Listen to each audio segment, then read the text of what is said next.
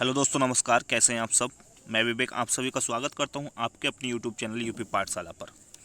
आज हम डिस्कस करने वाले हैं हिंदी के टॉप मोस्ट 30 क्वेश्चन जो आपके यूपी टेट 2019 में पूछे गए हैं। ठीक है, सारे के सारे 30 क्वेश्चन हम डिस्कस करेंगे और ये आपका पहला प्रैक्टिस सेट है हिंदी से रिलेटेड।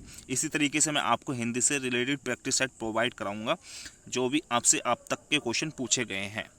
ये आपका 2019 में जो क्वेश्चन पेपर पूछा गया था उसमें से जो आपके हिंदी के 30 क्वेश्चंस हैं वो हैं।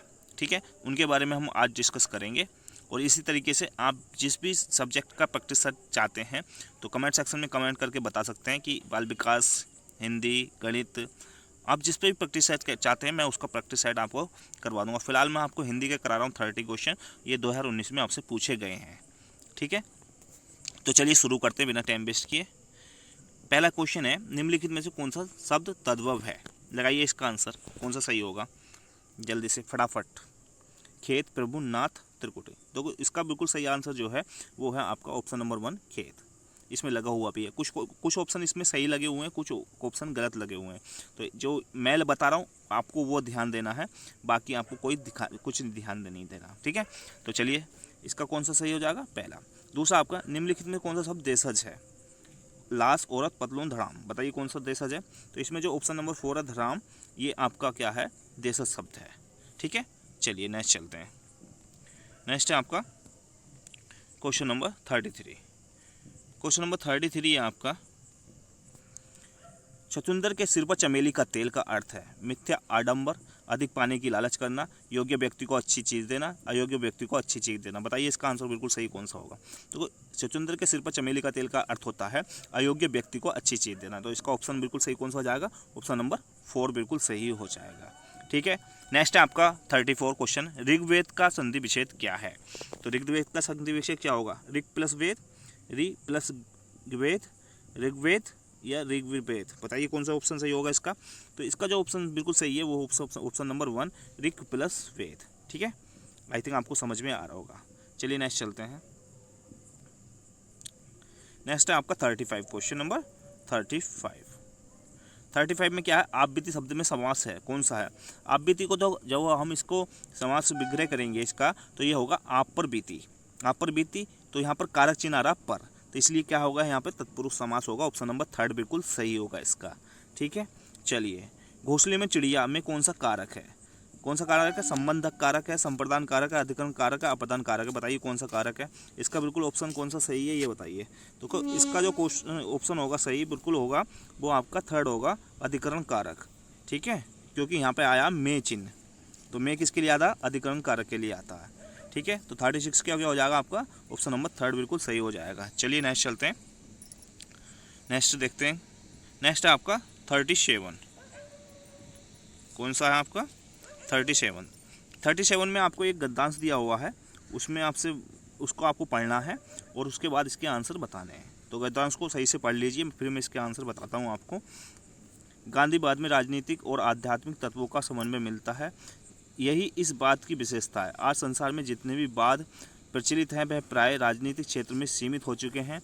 आत्मा से उनका संबंध विच्छेद होकर केवल बाह्य संसार तक उनका प्रसार रह गया। मन की निर्मलता और ईश्वर निष्ठा से आत्मा को शुद्ध करना गांधीवाद की प्रथम आवश्यकता है। ऐसा करने से निस्वार्थ बुद्धि का विकास होता और मनुष्य सच्चे अर्थों में जन सेवा के लिए तत्पर हो जाता है।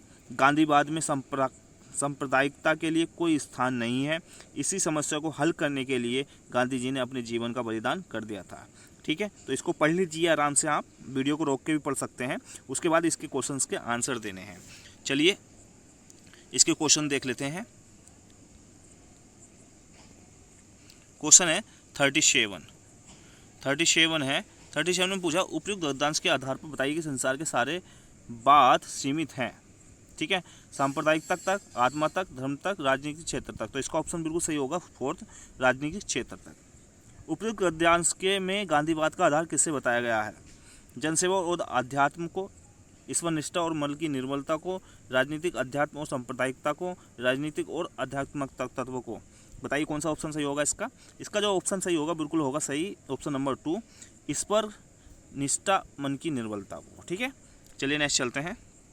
नेक्स्ट है आपका 39। 39 है आपका अनुप्रिया के रचनाकार कौन है। देखो अनुप्रिया के रचनाकार जो हैं वो आपके हैं धर्मवीर भारती।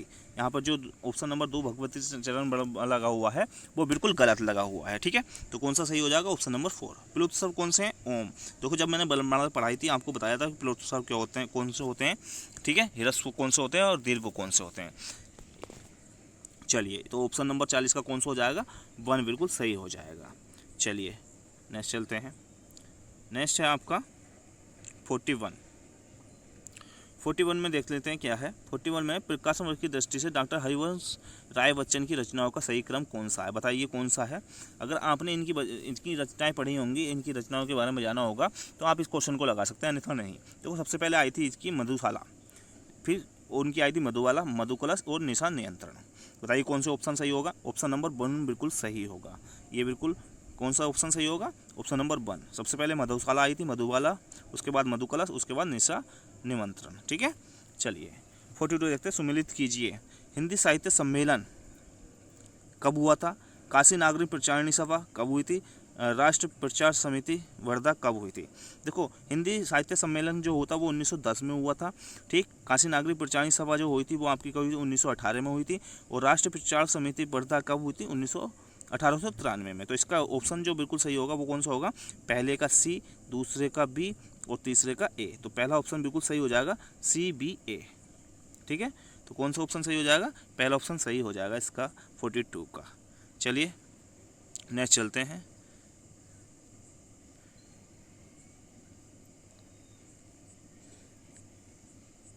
चलिए नेक्स्ट है आपका 43। 43 में क्या है, तुलसीदास के रचनाकार कौन है। देखो रामविलास शर्मा जी नहीं है, इनके तुलसीदास के रचनाकार हैं सूर्यकांत त्रिपाठी निराला जी। तो ऑप्शन नंबर 2 बिल्कुल सही होगा इसका। चलिए 44 देखते हैं। अन्य से अनन्य आत्मा कथा किसकी है। प्रभु खेतान, सुषमा देवी,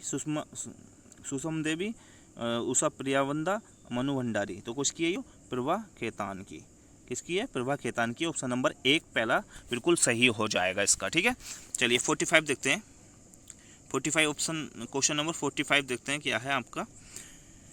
45 आपका, प्रभु जी तुम चंदन हम पानी किसका वाक्य है, बताइए। दादू, नानक, रैदास, कबीर। बताइए किसका है, तो ये रैदास का है। ऑप्शन नंबर 3 बिल्कुल सही होगा। चलिए नेक्स्ट चलते हैं। नेक्स्ट है आपका क्वेश्चन नंबर 46 देखते हैं क्या है आपका। 46 है आपके पास, देखो कुछ पंक्तियाँ दी हैं। बरदंद की पंक्ति कुंदकली अधराधर पल्लव लोचन की, चपला चमके घन बीज जगे झभी मोतिन माल अमोलन की, ठीक है। तो ये पंक्तियाँ आपको कुछ दी हुई हैं, इन पंक्तियों को पढ़ लीजिएगा ध्यान से और बताइए इन पंक्तियों में कौन सा रस है। देखो इन पंक्तियों में जो रस है वो वात्सल्य रस है। कौन सा रस है, वात्सल्य। तो ऑप्शन नंबर कौन सा सही हो जाएगा, पहला बिल्कुल सही हो जाएगा। इन पंक्तियों में कौन सा रस है, वात्सल्य रस है। चलिए दूसरा देखते हैं क्वेश्चन। दूसरा है आपका 47 में पूछा उपरोक्त पद किस कवि के हैं। तो ये तुलसीदास के हैं, इसमें तुलसीदास का जिक्र हुआ है। तो ये उपरोक्त पद किस कवि के हैं, ये तुलसीदास के हैं, ठीक है। आई थिंक आपको समझ में आया होगा। 48 है, उच्चारण स्थान की दृष्टि से कौन सा विकल्प सही शुद्ध है। तो लगाइए इसका आंसर बिल्कुल सही। तो इसका जो सही है बिल्कुल सा, ऑप्शन नंबर 1 सा दंत्य है। ये बिल्कुल आपका बिल्कुल सही है। सा आपका क्या है, दंत्य है, बाकी सारे गलत हैं, ठीक है। तो बाकी सारे के क्या हैं, अशुद्ध हैं। चलिए नेक्स्ट चलते हैं। नेक्स्ट आपका 49 है आपका, निम्न में से कौन सा कथन अशुद्ध है। हिंदी में ज्ञा का उच्चारण परंपरा से भिन्न हो गया है। 6 संयुक्त व्यंजन है, विसर्ग कंठवर्ण है, दोनों महाप्राण व्यंजनों का उच्चारण एक साथ हो सकता है। ये बिल्कुल अशुद्ध है। ऑप्शन नंबर 4 बिल्कुल आपका सही होगा, क्योंकि यही अशुद्ध है, बाकी सारे के सारे क्या हैं, आपके शुद्ध हैं, तीनों के तीनों, ठीक है। चलिए नेक्स्ट चलते हैं। नेक्स्ट है आपका क्वेश्चन नंबर 50। क्वेश्चन नंबर 50 देखते हैं। क्वेश्चन नंबर 50 है आपका, मेरे लड़के ने मेरी आज्ञा का पालन नहीं किया, वाक्य में लड़के के विषय में कौन सा विकल्प अशुद्ध है। लड़का करता है, बिल्कुल सही बात है। बहुवचन है, गलत बात है। एक वचन है, बिल्कुल सही बात है। पुल्लिंग है, बिल्कुल सही बात है। तो कौन सा ऑप्शन सही होगा इसका, ऑप्शन नंबर 2 बिल्कुल सही हो जाएगा 50 क्वेश्चन का। 51 क्वेश्चन है, राम आम खाता में वाच्य कौन सा है। भाववाचक, उभयवाचक, कर्मवाचक, कृतवाचक। बताइए क्या हो रहा, कौन सा वाचक है? राम आप खाता है, तो इसमें क्या है? राम आम खाता, तो ये क्या है? कृतवाच्य है। ऑप्शन नंबर थर्ड बिल्कुल सही होगा इसका। ठीक है, ध्यान से इसको लगाइए और मेरे आंसरों से मैच कीजिएगा कि आप कितना स्कोर कर रहे हैं इसमें। ठीक है, अपने स्कोर को भी कमेंट सेक्शन में लिखना ना भूलें। कमेंट सेक्शन में लिख के जरूर बताएं आपने कितना इस प्रैक्टिस सेट में स्कोर किया है। यदि आप चैनल पर नए हैं तो चैनल को सब्सक्राइब कर लें, लाइक शेयर कर दें दोस्तों में। ठीक है, चलिए आगे भी आपको इसी तरीके की वीडियो मिलती रहेंगी हमारे चैनल यूपी पाठशाला पर। 52 है आपका, रहीमन पानी राखी बिन पानी सब सून, पानी गए न उबरे मोती मानस चून। इस दो में कौन सा अलंकार है? देखो इस दोहे में है आपका श्लेष अलंकार। श्लेष का मतलब होता है चिपका हुआ। जब एक ही शब्द के में दो अर्थ चिपके हुए होते हैं, वहाँ पर कौन सा अलंकार होता है? श्लेष अलंकार होता है। तो इसलिए यहाँ पर क्या है? श्लेष अलंकार है। ठीक है, चलिए 53 बताइए, 53 में कौन सा आंसर होगा? निम्नलिखित में से कौन सा शब्द शुद्ध है? चांद, आँख, अंक, आंगन। तो बिल्कुल सही कौन सा होगा इसका? फोर्थ ऑप्शन बिल्कुल सही होगा, आंगन बिल्कुल आपका क्या है? सही है। चलिए नेक्स्ट चलते हैं। नेक्स्ट है आपका 54। 54 का आंसर बताइए कौन सा सही होगा? देखो 54 है, निम्न में से किस शब्द की वर्तनी सही है? समनिधि, सन्निधि, सन्निधि या सन्निधि। बताइए कौन सा सही है? देखो इसका जो बिल्कुल सही है ऑप्शन नंबर थर्ड बिल्कुल सही है, ये बिल्कुल शुद्ध है। आई बात समझ में आपको? यदि आपको वीडियो पसंद आ रही है तो वीडियो को लाइक कर दें और दोस्तों में ज़्यादा से ज़्यादा शेयर कर दें। क्वेश्चन नंबर 55 जो है आपका, उसके बारे में बताइए। ट्रेन आ गई है तो थोड़ी देर रुक जाते हैं यहाँ पर। 55 क्वेश्चन को पढ़ लीजिए और इसका आंसर बताने की कोशिश कीजिए। उपचारात्मक शिक्षण की सफलता निर्भर करती है। चलिए बताइए क्वेश्चन नंबर 55 में कौन सा सही होगा? देखो इसका जो आंसर सही होगा वो होगा समस्याओं के कारणों की सही पहचान पर। उपचारात्मक शिक्षण की सफलता निर्भर करती है किस पर? समस्याओं के कारणों की सही पहचान पर। तो इसका ऑप्शन नंबर कौन सा सही हो जाएगा? ऑप्शन नंबर सेकंड बिल्कुल सही हो जाएगा। चलिए नेक्स्ट चलते हैं। नेक्स्ट देखते हैं हम 56 क्वेश्चन नंबर। 56 क्वेश्चन नंबर है, प्रयोजन का समानार्थी शब्द नहीं है। प्रयोजन का समानार्थी शब्द नहीं है कौन सा? हेतु, नियोजन, उद्देश्य, लक्ष्य। तो देखो हेतु, उद्देश्य, लक्ष्य ये तीनों समानार्थी हैं। नहीं कौन सा है? नियोजन। तो ऑप्शन नंबर दूसरा बिल्कुल सही हो जाएगा। ठीक है, चलिए उसके बाद देखते हैं नेक्स्ट है आपका 57।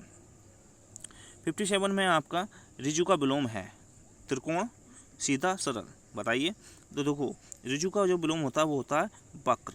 ऑप्शन नंबर सेकंड बिल्कुल सही हो जाएगा। ठीक है, चलिए नेक्स्ट है 58। निम्नलिखित विकल्पों में से किस विकल्प में विशेषण का निर्देश अशुद्ध है? दूसरा क्रमवाचक, वह नौकर, कोई विशेषण नहीं। 26 पूर्णांक बोधक, 2.5 अपूर्णांक बोधक। बताइए। देखो इसका जो ऑप्शन सही है वो बिल्कुल सही है, ऑप्शन नंबर 2 वह नौकर, कोई विशेषण नहीं। क्योंकि ये वाक्य जो है अधूरा लिखा हुआ है, इसीलिए ऑप्शन नंबर सेकंड हमारा बिल्कुल सही हो जाएगा इसका। ठीक है, चलिए नेक्स्ट चलते हैं। नेक्स्ट है हमारा 59 और 60। ठीक है, इसी तरीके से वीडियो आपको मिलती रहेंगी। हर साल की मैं प्रैक्टिस सेट आपको कराऊंगा सब्जेक्ट वाइज।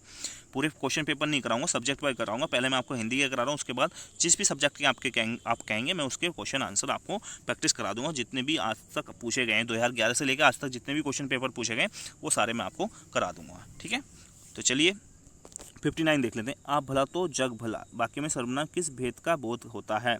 निश्चयवाचक सर्वनाम, प्रश्नवाचक, संबंधवाचक, निजवाचक। बताइए। आप भला तो जग बचा, तो इसमें होता है निजवाचक सर्वनाम का। तो ऑप्शन नंबर 4 बिल्कुल सही होगा। निम्नलिखित में कौन सा शब्द पुल्लिंग है? कड़ी नहीं, स्त्रीलिंग होती है। ठीक है, ये गलत हो जाएगा। सरसों स्त्रीलिंग, चील स्त्रीलिंग, संतान बिल्कुल सही है, पुल्लिंग। ठीक है, संतान क्या है? बिल्कुल सही है। इसमें कौन सा होगा? पुल्लिंग होगा। ठीक है, तो आज की वीडियो में हम इतना ही रखते हैं। यदि आप हमारे चैनल पर नए हैं और आपको वीडियो पसंद आई तो वीडियो को लाइक शेयर कर दें और हमारे चैनल को सब्सक्राइब कर लें। चलिए मिलता हूँ अगली वीडियो में, तब तक के लिए टेक केयर, बाय बाय।